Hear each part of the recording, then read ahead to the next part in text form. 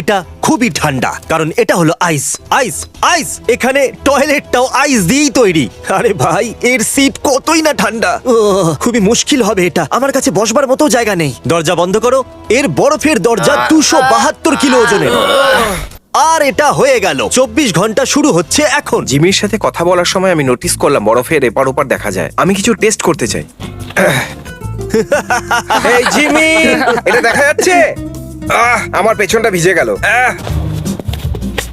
Gentleman, এদিকে এসো। তোমরা জানো এই মিটিংটা কেন ডেকেছি? না, আমরা জানি না। যদি আমি এই আইসের মধ্যে 24 ঘন্টা কাটিয়ে দিই, তাহলে তোমাদেরকে সিরাপ আর ফেদারে ডুবিয়ে না। রাস্তার এক পাশে দাঁড়িয়ে থাকতে হবে। না। কিন্তু যদি আমি না করতে পারি, তাহলে আমি নিজে সিরাপ আর ফেদারে ডুবে রাস্তার এক পাশে দাঁড়িয়ে থাকবো। এরকম একদম করো না।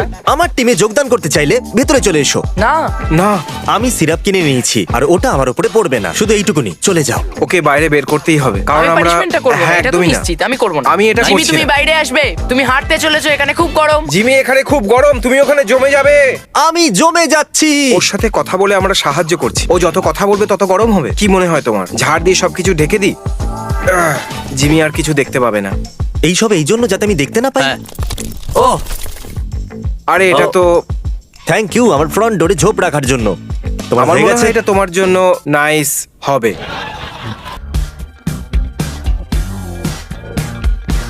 আমার হাত ঠান্ডার জন্য লাল হয়ে যাচ্ছে। তারিক, ওটা কি তুমি? হ্যাঁ, কি হয়েছে জিমি? বাকিরা কোথায়?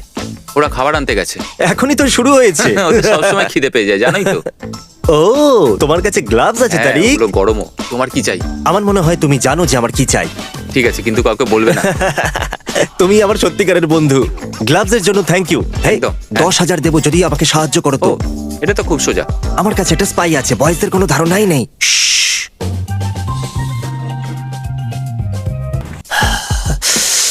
আরে ভাই, এখানে অনেক ঠান্ডা। এই আইডিয়াটা ভালো ছিল না। নিচে কমেন্ট করুন আর বলুন আমি এই ভিডিওতে কত খরচা করেছি। আমি এই ভিডিওর শেষে বলে দেবো আমি কত খরচা করেছি। রেজাল্ট জেনে আপনারা শক হবেন। একদমই চান্স নেই যে জিমি এখানে থাকতে পারবে। এখানে তো প্র্যাকটিক্যালি বরফ পড়ছে। না, এটা তো আমি করছি। সরি। তাহলে আমাকে কি খেতে দিচ্ছ? এত বরফ আছে তোমার কাছে, খেয়ে নাও। দেওয়ালটা চাটো। এখানে চ্যান্ডেলারের পটি করা স্ট্যাচুটা দেখছো? হ্যাঁ, 1 ঘন্টার মধ্যে খাবার না পেলে এর মাথা আমি ভেঙে দেবো। যা ইচ্ছে করো। উস, ওয়াও। চ্যান্ডেলার, এটা তোমার মাথা। আমাকে দিয়ে দাও। তুমি সত্যি অনেকটা মিন।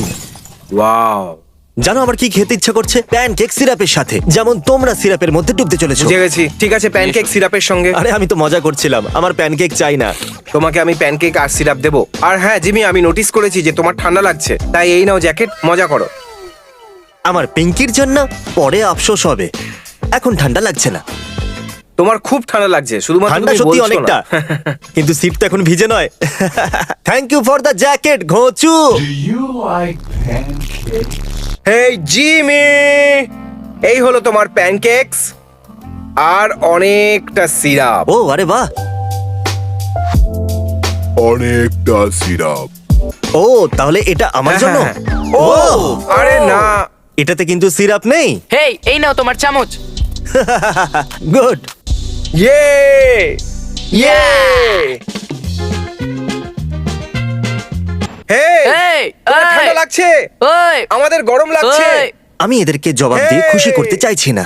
সলিটারির ভাবে মতো ভিতরে অনেকটা বসে সময় ধরে থাকলে এদেরকে জমে ইগনোর যাবে। করলে এরা বোর হয়ে যাবে। আমি এটা লক্ষ্য করেছি, খুব বেশি হলে 10 বাইরে মিনিটের জন্য বেরিয়ে এরা দেখো, স্টুপিড খুব হতে গরম, পারে, মজা তারপর হচ্ছে। বোর হয়ে যায়। আমি জানি না কতক্ষণ ধরে আমি এখানে আছি, কিন্তু এবার সত্যিই আমার ঠান্ডা লাগছে, অনেকটাই বেশি ঠান্ডা। ঠান্ডা বুঝতেই পারছি না আমি আর কি বলবো। এটা ডেফিনেটলি সব থেকে শক্ত চ্যালেঞ্জগুলোর মধ্যে একটা। আরে কি ভাই, আমার মুখ থেকে বারবার থুতু আর জল বেরোচ্ছে। এটা জঘন্য। আমি এগুলো করি বা কেন? আমি কি কিছু ঝাল খাবার পেতে পারি? হয়তো আমার একটু গরম লাগবে তাতে। বুঝতে আমি পেরেছি। জানি না এটা আদৌ কাজ করবে কিনা, কিন্তু ট্রাই তো করতেই পারি, তাই না? যদি তোমরা আমাকে এক্ষুনি জয়েন করো তাহলে পানিশমেন্ট পাবে না, কিন্তু ভেবে নাও এর পরে কি হতে পারে।